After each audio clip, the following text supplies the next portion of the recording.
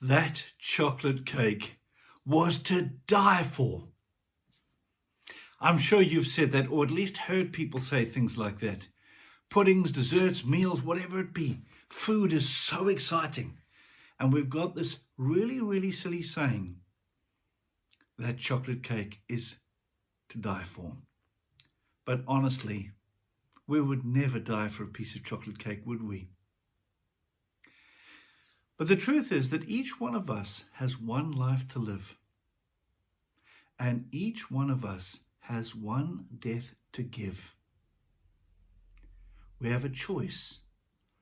Who are we going to live for and who are we going to die for? Who or what? Many people, if they're honest with themselves, will say, I'm living or dying for something that doesn't matter.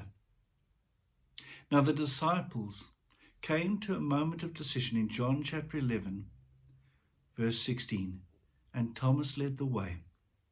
Thomas, who was called the twin, said to his fellow disciples, let us also go, that we may die with him.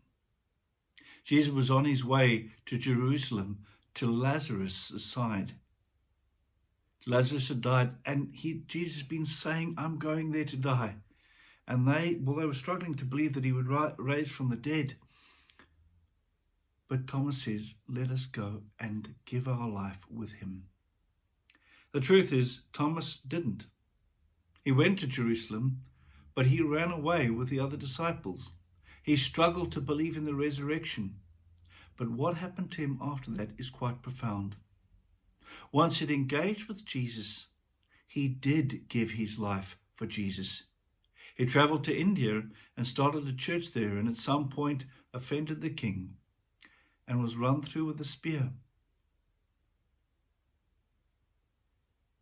Today, there is a church in that area of Chennai that dates right back to Thomas.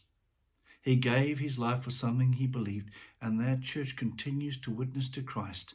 I've actually had the privilege of having Matthew Thomas, Kurum Thotikal, in my congregation, the son of one of the priests of that church.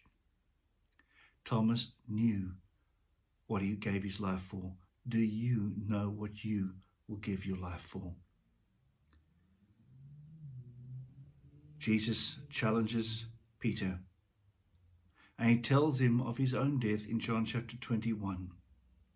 And he says this, and I love these words. He said this to indicate the kind of death by which he would glorify God. Will your death glorify God? Doesn't matter how you die, but will it tell the story of how you lived? God bless.